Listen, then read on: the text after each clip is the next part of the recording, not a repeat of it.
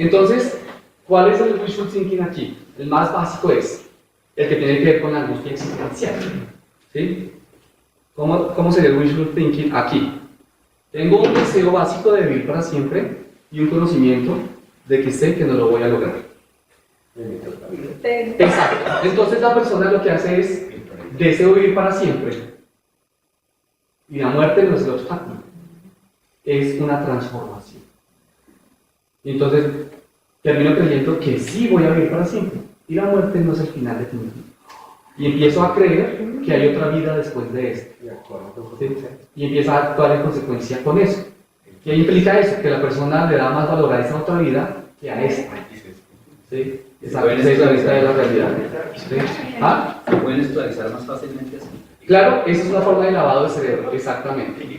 Sí, el lavador de cerebro, el manipulador, sabe cómo funciona el sistema de creencias de una persona. Él sabe que se comporta como el líquido no newtoniano. Entonces, en el lavado de cerebro, él inserta de manera sutil una creencia en la mente de su víctima y él sabe que su víctima va a creer que él la eligió libremente, como lo muestra el efecto adormecido. Pero que revela que la víctima no la eligió libremente. Cuando alguien viene a cuestionarle su creencia, reacciona con unos niveles elevadísimos de violencia.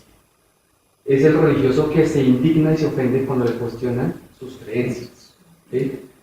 Y el lavador de cerebro, para tener el máximo control de la conducta del individuo que yace en sus deseos y en sus creencias, ¿sí? Apela a esos deseos y creencias para que la misma persona las proteja incluso cuando el lavador de cerebro no está presente. ¿Sí? Es el máximo control que se puede ejercer. Narcisista, ¿sí? El narcisista es el que hace eso en su víctima. Entonces, usualmente los líderes religiosos o políticos son narcisistas. Y la religión es el mecanismo de control político más eficaz. Si en el control político se quiere que el individuo se comporte según las normas que se han creado para controlar su conducta, y si usted apela a los deseos más profundos como el temor a la muerte y el deseo de vivir para siempre, usted puede garantizar un control pleno de la víctima, ¿sí? Fundando la política en lo religioso. Estamos hablando de miedo. Sí, el miedo, la política del miedo, ¿sí? Por eso, sí, El partido mira. sí, también, bueno, la misma vaina. Yo quería preguntar, Sí. sí, me parece como No. que si es así, pero quería confirmar, esas mismas estrategias que usa el lavador de cerebro Sí, se pueden usar de manera positiva, es decir, sí, claro. intentar quitarle creencias Claro. negativas a alguien de una manera como con los líquidos. Exacto. ¿Cómo se hace? Y ahí es donde está lo interesante y la importancia de la retórica que los lógicos matemáticos no quieren aceptar. Y es que la retórica es la forma agradable de hacerle la crítica a una persona. La retórica permite que la persona acepte la crítica de una manera bastante positiva. ¿Sí? Y una de las formas, uno de los ejercicios retóricos clásicos que todos los autores de la retórica, como Marco Aurelio y los demás, señalaban, era que la mejor forma de persuadir a alguien es apelar a sus motivos internos.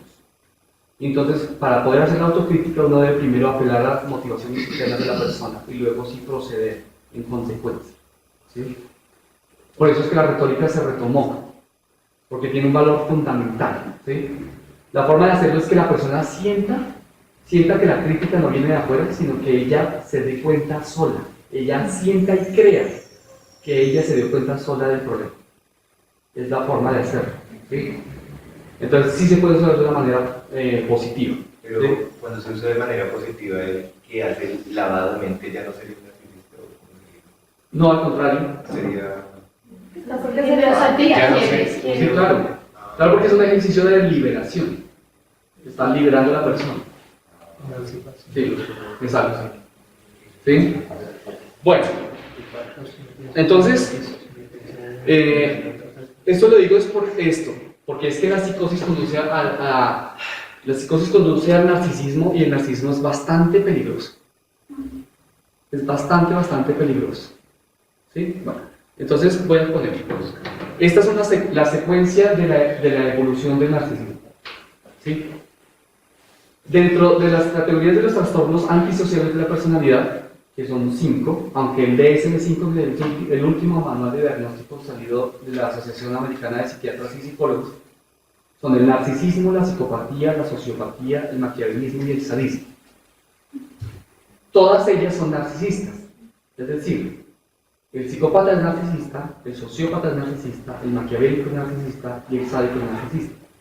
Y el narcisista eventualmente, en ciertos momentos de su vida, tiene alguno de esos otros 4 rasgos. ¿Sí? Ya vamos a ver cómo se desarrolla. Todo empieza con una desconexión de la realidad. La persona de inmediato se centra en sí misma y se vuelve egocéntrica. Al desconectarse de la realidad se vuelve egocéntrica. El delirio es una creencia irracional, ya sea por la forma en que se formó o por su contenido. ¿Sí? Un ejemplo, lamentablemente en mi familia materna hay unos elevadísimos niveles de psicosis, pero es normal porque en toda Colombia hay muy elevados niveles de psicosis. ¿Sí?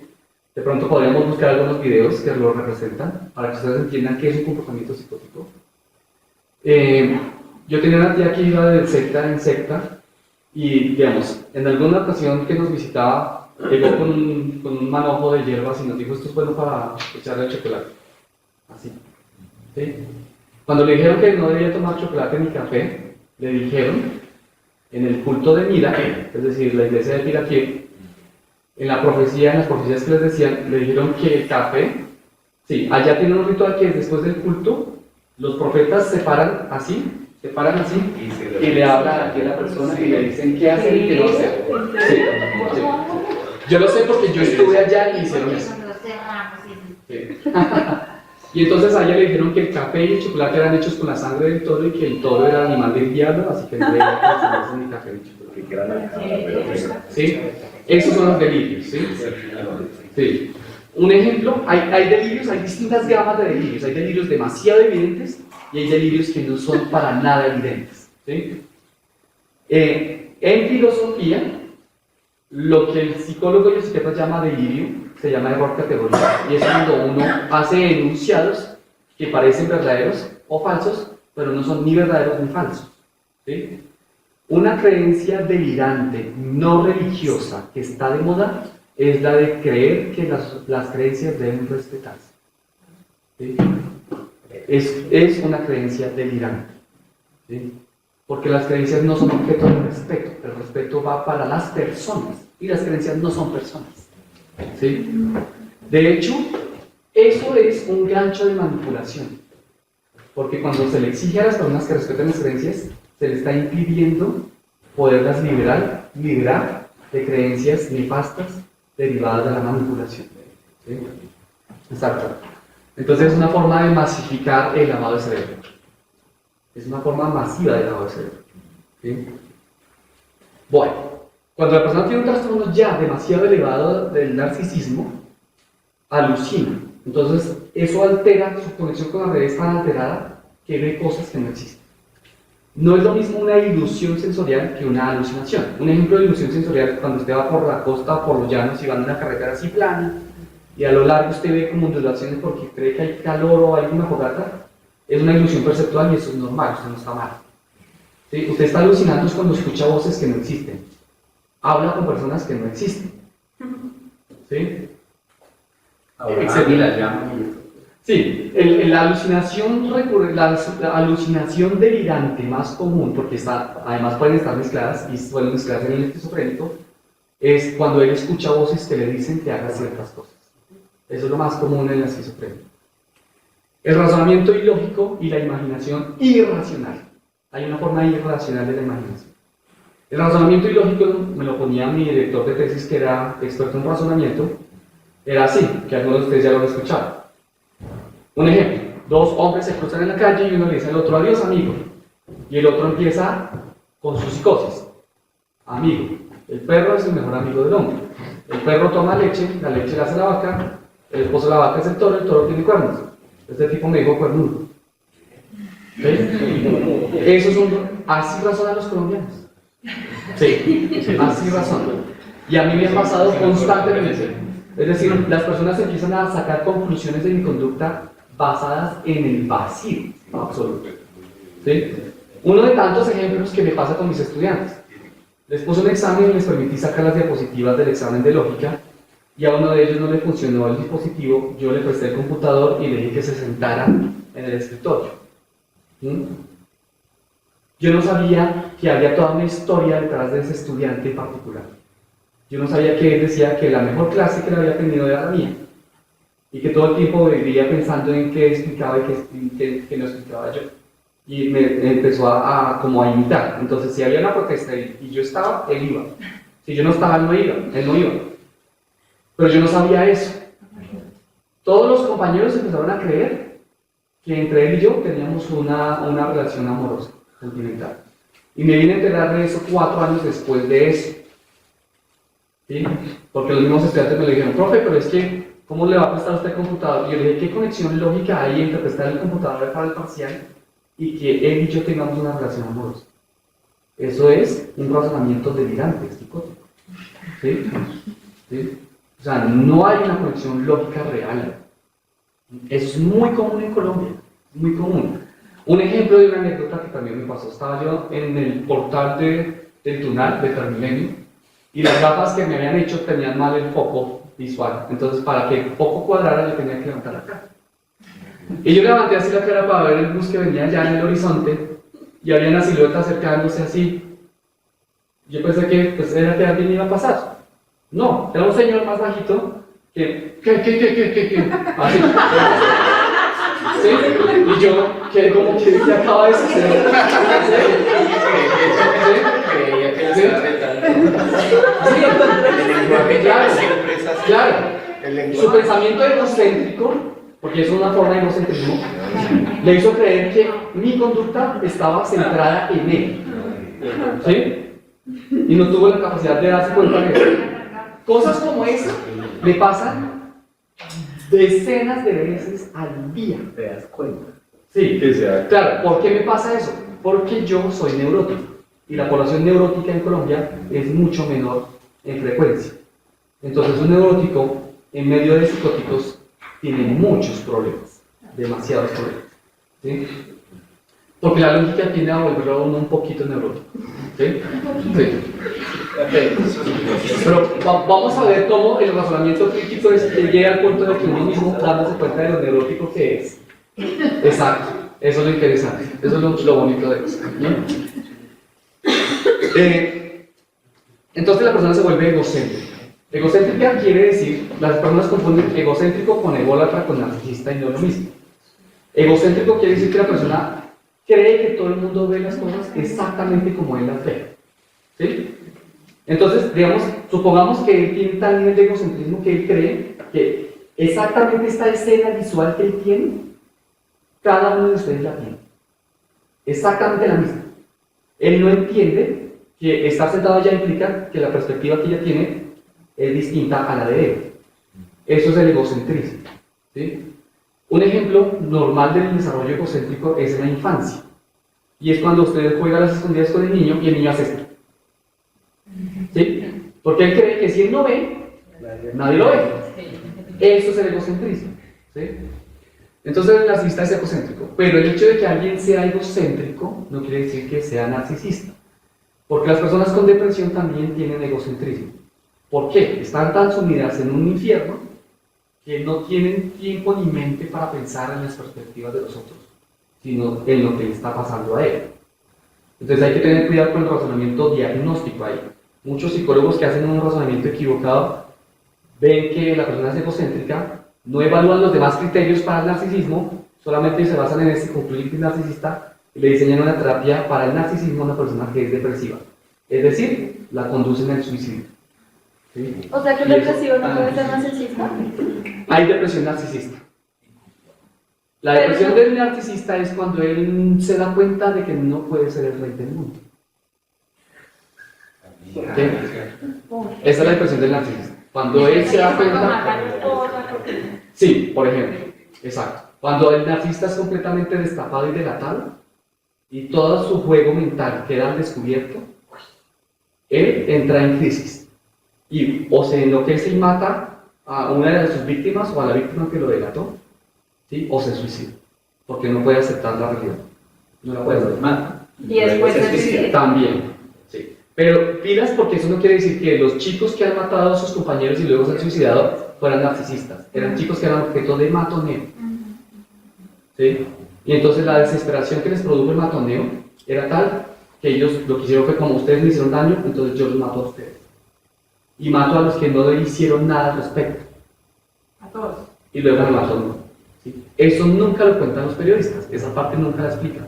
¿Sí? O sea, cuando ha habido esos tiroteos en esas escuelas, es porque todos los involucrados estaban mal. ¿Sí? No controla la tarea. Las ideas de referencia son un síntoma del egocentrismo, y es el fenómeno de sentirse aludido. ¿Sí? La idea de referencia es que la persona cree que todo tiene que ver con él y todo lo que hacen los demás tiene que ver con él. ¿Sí? La mayoría tenemos un poquito de eso. Un estudio mostró que en una conversación entre amigos, ¿sí?, ustedes hablan de distintos temas, porque lo que importa es la socialización, no el contenido. Y por eso es que usted cambia de tema en tema. Pero si le preguntan a usted después, una semana después, qué recuerda de esa conversación, usted va a recordar todo lo que tenía que ver con usted. Y lo que no tenía que ver con usted, lo va a traducir como si tuviera que ver con usted. ¿Sí? Estas son las ideas de referencia. En el narcisista van a máximo nivel. Siente que todo lo que dicen en el grupo es en función de él. ¿Sí? La empatía inhibida. Como el egocentrismo es opuesto a la empatía, es decir, la empatía exige ponerse en los zapatos del otro y ver las cosas como el otro las ve. Cuando usted es muy egocéntrico, difícilmente es empático. Se creía que los narcisistas y los otros 4 trastornos antisociales no podían ser empáticos. La realidad es más perversa de lo que parece. Los narcisistas, los psicópatas, los sociópatas, los maquiavélicos y los sádicos sí pueden sentir empatía, pero su voluntad les ha permitido al punto de que la prenden y la apagan como un bombillo. Es decir, el narcisista, cuando necesita mostrarle empatía al otro, la siente de verdad, pero de manera instrumental. Cuando esa empatía le impide utilizar al otro, la apaga con una tranquilidad impresionante. ¿Sí? Entonces es todavía más perverso.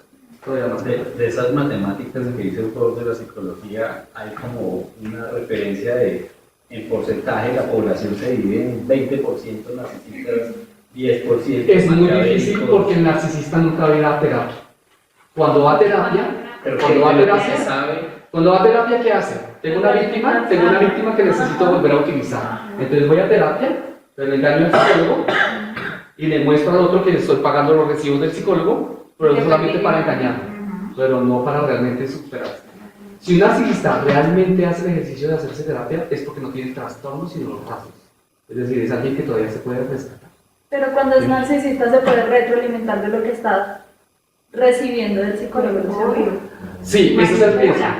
Sí, los estudios han mostrado que los narcisistas, cuando uno les demuestra que es el narcisismo, lo que más les importa es cómo detectarlo. ¿Por qué? Porque es lo que necesitan ocultar. ¿Sí? La proyección es una consecuencia del egocentrismo, tal cual como lo define el concepto del proyector. ¿Sí? La imagen real, la fuente de la imagen está en ese objeto, pero nosotros la vemos acá. Entonces el narcisista es el proyector y él proyecta en el otro todo lo negativo. ¿Sí? Es decir, como lo que lo motivó a desconectarse de la realidad fue el dolor y lo malo, entonces él no va a aceptar que él tenga algo malo y siempre lo va a proyectar en el otro y lo hace en su víctima. ¿Sí? Entonces usualmente proyecta en su víctima lo malo que él mismo le está haciendo a la víctima. Es lo que hace el narcisista. ¿Sí? Entonces si él acusa a la víctima de mentir, la víctima ya puede empezar a sospechar. ¿Sí? Porque si la víctima dice, pero si yo no estoy diciendo mentiras, ¿por qué me acusa de mentir? Eso ya es un indicador de que esa persona se está proyectando. ¿Sí? Es lo que la gente llama como el que las hace, se las imagina. ¿Sí? El hedonismo. Precisamente como está evadiendo el sufrimiento y la realidad, el narcisista todo el tiempo quiere sentir placer. Cualquier situación incómoda la evade como sea. Como sea. ¿Sí? Entonces, si tiene amigos que están en una situación difícil, les va a sacar el culo. Porque eso va a exigir ponerse en sus zapatos y comprenderlos y escucharlos. Y no le va a gustar. Entonces todo el tiempo va a estar buscando placer.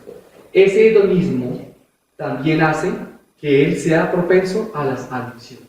Entonces un síntoma típico de muchos narcisistas es que se vuelven increíblemente adictos a algo. Al sexo, a la pornografía, a alguna sustancia psicoactiva, etc. ¿Sí? La envidia. El narcisista es, como yo uso la metáfora, el narcisista ya está muerto y todavía no lo sabe.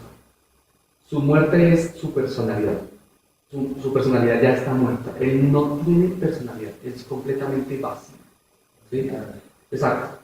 Porque su narcisismo fue consecuencia de la confrontación con la nada del ser, con la nada de la existencia humana. Y entonces él todo el tiempo va a alimentarse de los otros. Por eso las víctimas favoritas de los narcisistas son sus opuestos, las personas más empáticas. Pueden ser las típicas víctimas de los narcisistas. Una de las técnicas de lavado de cerebro propias de los narcisistas se llama luz de gas, que es el nombre de una película en el que un narcisista le cambia la intensidad de la luz de la casa a la víctima, que es una mujer adinerada, y es distorsión. O sea, como el narcisista tiene una distorsión de la realidad, además se la impone a los otros. Y a la víctima le distorsiona la sensación de realidad. Entonces la víctima empieza a enloquecerse porque ya no sabe qué es real y qué no es real. Y él necesita que ella quede en ese estado de indefensión para hacer con ella lo que se debe hacer. Entonces la víctima ya no sabe en qué confiar. ¿Sí? Un ejemplo de una mujer youtuber era que su pareja, que era un psicópata narcisista, en una de tantas formas en que la manipuló, le dijo: mira, estoy saliendo del trabajo, voy con un compañero de la empresa, a ver si alcanzas a tener algo listo mientras llegamos. A los 20 minutos él llegó solo, y ella le dijo: oye, ¿y tu compañero? ¿Tu compañero? Y no, pues tú me acabas de decir, pues ya viste todo. No, tú estás mal de la cabeza, ¿qué te pasa? ¿Sí? O sea, le hace ese tipo de cosas para enloquecer a la víctima, empieza a dudar terriblemente. ¿Sí? La disocia, ¿sí? La desintegra. Suelen ser impulsivos y violentos. ¿Sí? Como no tienen empatía y como necesitan sacar beneficio de los otros, entonces ejercen violencia. Ya hemos visto cómo se computaba la violencia, ¿no? En la forma de la instrumentalización del otro o en la negación de su alteridad. Entonces el narcisista es alguien vacío que todo el tiempo es como un zombie, pero los zombies que tradicionalmente se alimentan de cerebros, el narcisista se alimenta de la personalidad del otro. Entonces el narcisista suele buscar a las personalidades más fuertes y auténticas para alimentarse de ellas y destruirlas, ¿no? Y hacen todo un mecanismo de manipulación, ¿no? En donde hacen algo que se llama bombardeo de amor. Entonces halagan mucho a la víctima empieza a volverse adicta a él, ¿sí? Y cuando la víctima ya se genera una dependencia afectiva, entonces lo descarta. Eso es el hombro frío, ese famoso ghosting. Deja de hablarle, de responderle los mensajes, las llamadas, todo contacto. Y espera a que la víctima empiece a sentir un vacío profundo. La víctima jura que el narcisista no le está dando ninguna importancia, pero el narcisista escondido la está espiando. Mira qué publicaciones hacen en las redes sociales, mira cuántos amigos tiene, quiénes son sus amigos, qué hacen sus amigos, a qué hora se conectó en WhatsApp, a qué hora se desconectó, qué fotos ha subido o no ha subido en Instagram. ¿Sí? Le hace un seguimiento absoluto.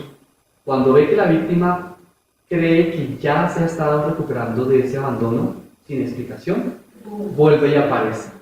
Y ese segundo aparecimiento se le llama el hoovering o la técnica del aspirador. ¿Por qué le pusieron ese nombre? Porque trata a su víctima como basura, como polvo, pero al mismo tiempo le succiona todo lo bueno que pueda tener. Y en ese mecanismo de halagarla y abandonarla, la vuelve adicta a él. La víctima cree que está enamorada, pero no está enamorada. Ha generado una dependencia que él le creó a ella. Y eso lo hace es para obtener beneficios, ¿sí? Y la mayoría de la población colombiana tiene algún nivel de narcisismo. Si su psicosis no es esquizoide, entonces es narcisista, ¿sí? Y entonces en Colombia uno va a encontrar que los trastornos mentales más comunes son la depresión, los estados esquizoides, los estados narcisistas, ¿sí? Son los trastornos mentales más comunes en Colombia. ¿Por qué no se pueden hacer estadísticas sobre el narcisismo? Porque no hay consultas, ¿sí? Y la mayoría de psicólogos no tienen en cuenta a las víctimas porque de hecho muchas víctimas ni siquiera saben que fueron víctimas, ¿sí? Ni siquiera saben que fueron víctimas. Muchas víctimas de los narcisistas terminan suicidándose cuando el narcisista tiene éxito en su intento, ¿sí? Para poder acabar con su víctima, cuando la rechaza supuestamente de manera definitiva, que no es verdad, los narcisistas suelen quedarse de amigos de sus exnovios. Porque además la típica víctima del narcisista es alguien que él enamora. A diferencia del psicópata, el narcisista suele usar de víctimas a personas que él enamora. Porque alguien enamorado es lo más vulnerable a la manipulación. ¿Sí? Es más eficaz. Y además todo el ejercicio de violencia que se gesta sobre él queda impune. Y para rematar, el narcisista difama a su víctima para que nadie le crea a ella. ¿Sí? Al contrario, cuando la víctima va a delatarlo, todo el mundo va a decir, ay, eso fue lo que me dijo que usted iba a hacer. Y lo ven como una confirmación de él, entonces le van a creer todavía más al narcisista. ¿Sí? Esa difamación no es la típica de es una mala persona, no. Pobrecita, es que ella está mal de la cabeza, no, todavía no puede aceptar que yo la dejé. ¿Sí? Entonces, claro, la víctima empieza a hablar de lo que le pasó y todo el mundo va a decir, ay, sí, este tipo me dijo que usted era así. Y todo el mundo empieza a dejar sola a la víctima. ¿Sí? Eso hace que se generen más procesos de violencia. Porque si la víctima no se vuelve depresiva y se suicida, entonces también empieza a desarrollar mecanismos narcisistas. ¿Sí? Y eso hace que se empeoren los ciclos de violencia, sobre todo en el país. ¿Sí? Bueno, esto muestra cómo se conectan todos estos temas. ¿Sí? Una forma de control político es generar indefensión aprendida en las personas. Un país de personas cuyos sueños han sido frustrados es gente que es más fácil de manipular. ¿Sí? Por eso la psicosis se ha vuelto una forma de control político en Colombia. Mientras las personas no tengan conocimiento de la realidad, es más fácil manipularlas. ¿Sí? Y por eso también ha sido una estrategia política. O sea, el que los colombianos sean psicóticos es también una estrategia política de manipulación. ¿Sí? Esto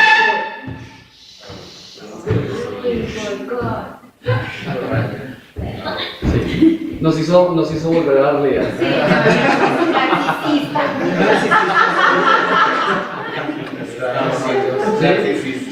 Sí. Entonces, pues chévere que todo cuando estás hablando casi siempre dices el narcisista, no significa que solo sean hombres, sí, exacto. Sí, a ese punto iba precisamente. ¿Por qué el 80% de los narcisistas son hombres? Eso también tiene que ver con una cuestión evolutiva del proceso que les mencioné. Como las mujeres tienen más o menos 2 años de inversión biológica en la reproducción sexual, los hombres que son favorecidos por la selección sexual de las mujeres son aquellos que pueden al menos protegerlas a ellas y a las crías para que sobrevivan. Eso quiere decir que las hembras favorecen a los hombres cada vez más agresivos. ¿Sí? ¿Cómo lo hacen? Induciendo la agresividad en la competencia entre machos por las hembras. ¿Sí? Esa agresividad se convierte en una agresividad simbólica por la supervivencia. Si los machos tienen un conflicto violento físico, en un contexto donde no hay medicina, cualquier herida es un riesgo para morir. Entonces los machos desarrollaron el postureo, que es una lucha simbólica. ¿Sí? Es el típico gorila que se golpea. ¿Sí? Pero incluso si la lucha fuera física, la supervivencia hizo que, así como los machos desarrollan la agresividad, también desarrollan un mecanismo compensatorio que es la sumisión o la huida. Entonces, para no salir lesionados, o se someten o huyen, cosa que las hembras no tienen. Entonces, cuando una hembra se vuelve terriblemente agresiva, no hay nada que la detenga. Mientras que en un conflicto entre 2 hombres o entre 2 machos, el macho agresivo detiene la agresión cuando el otro expone una sumisión o huye. La agresión es incompatible con la empatía. Entonces, como la selección sexual para la supervivencia de la especie hizo que los machos fueran cada vez más agresivos, tenían que ser al mismo tiempo cada vez menos empáticos. Y eso explica por qué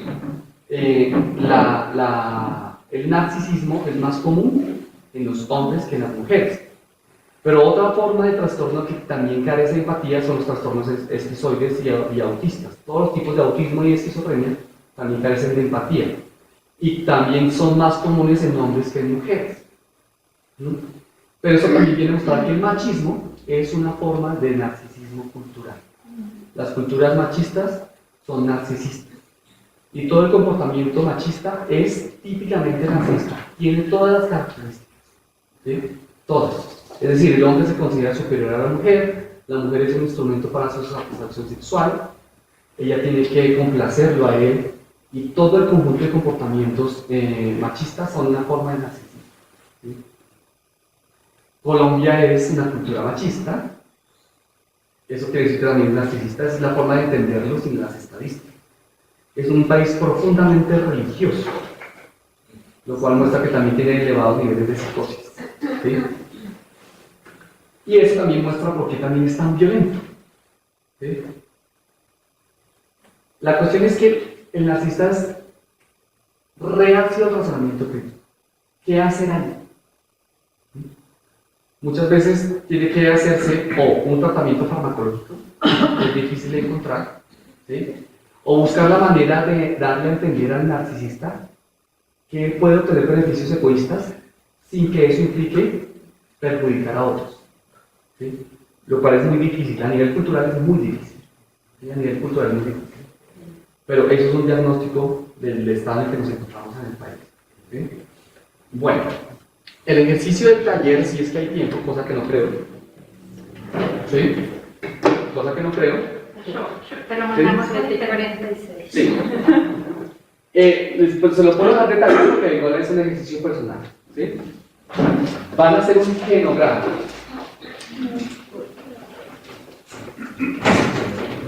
¿Sí? Van a hacer el genograma de ustedes. Genograma. En internet hay un montón de instrucciones de cómo se hace. ¿Sí? Los genogramas son árboles genealógicos de los vínculos biológicos y políticos y psicológicos. Los genogramas se utilizaron en medicina familiar para ver la evolución de trastornos que se heredaban en las familias, como la predisposición al cáncer o la artritis. Pero los trabajadores sociales que acompañaban a esos pacientes se dieron cuenta de que esos genogramas servían también para identificar problemas de las interacciones familiares, y luego los psicólogos clínicos se dieron cuenta de que muchos trastornos de personalidad o trastornos mentales estaban derivados de los patrones de interacción familiar. Entonces, en el genograma usted primero hace, ¿sí? El símbolo para mujer es este y para hombre es este, creo. ¿Sí? Entonces usted arma su árbol genealógico, digamos que usted es mujer, entonces usted hace un doble círculo para saber que usted es el foco del genograma. Y usted debe dibujar su genealogía ascendente 2 generaciones atrás y al menos una generación adelante. ¿Sí? 2 o 3 generaciones atrás. ¿Sí? Es decir, sus papás, todos los hermanos y esposos, sus abuelos, todos sus tíos abuelos y sus esposos. ¿Sí? Todos. Toda la genealogía completa. Y una generación adelante si usted la tiene. Es decir, puede que usted no tenga hijos, pero usted tiene un hermano que tiene hijos o una hermana que tiene hijos. Tiene que dibujar el árbol completo.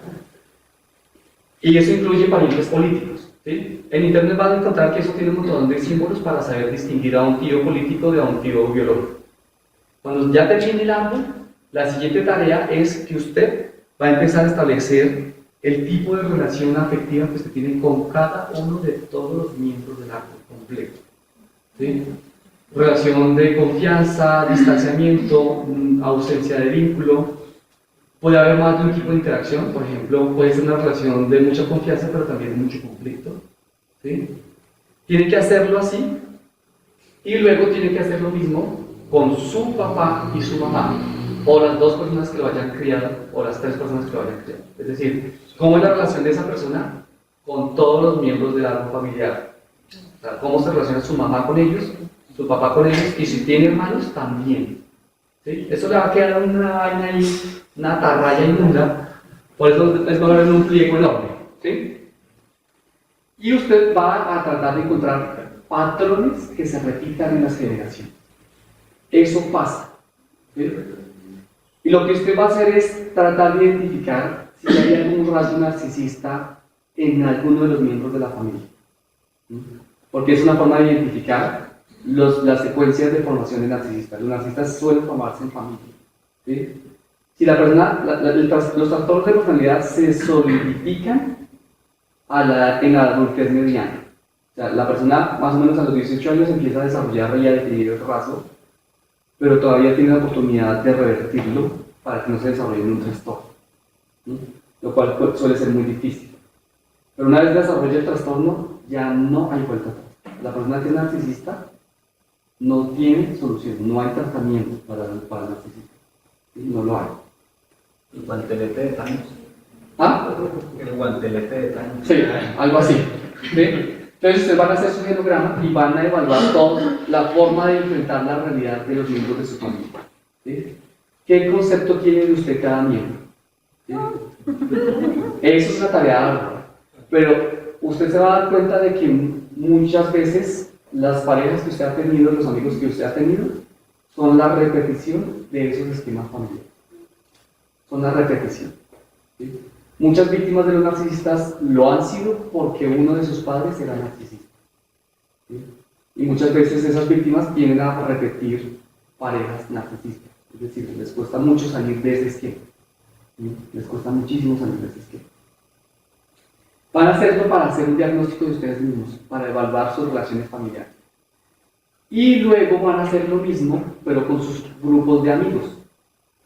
¿Sí? Ahí ya no es un genograma, pero sí usted va a hacer un diagrama donde usted va a ver cómo es su vínculo con todo el grupo de amigos que usted tiene. ¿Sí? Y va a ver si hay coincidencias entre ese esquema y el esquema del genograma. ¿Sí? Es la forma en que usted puede predecir qué tan narcisista o qué tan psicótico es, o qué tan neurotipo es. ¿Sí? Alguna de esas dos. ¿Sí? Ese es el ejercicio. Aunado a eso, ¿sí?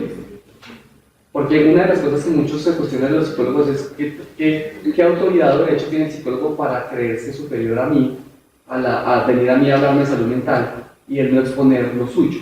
¿Sí? Para mostrarles cómo se hace un ejercicio de razonamiento autocrítico relacionado con la salud mental, en el que yo integro la psicología con la filosofía y la lógica, estoy haciendo un escrito en donde yo cuento mi historia de vida de por qué yo me especialicé en lógica y en psicología social. ¿Sí? Y ustedes van a ver un montón de intimidades muy profundas mías, pero van a ver la manera tan eficaz en que la lógica es plenamente terapéutica. Es decir, ese seducismo, ese nivel de ataraxia se puede lograr a pesar de situaciones demasiado adversas. ¿Sí?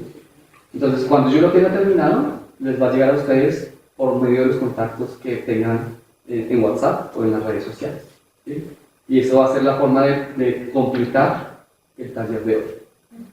¿Sí? Como es una tradición en Colombia, aquí le damos una pausa al conferencista. No es por neuróticos ni psicóticos, pero también nos tomamos una foto en un momento para temas redes sociales.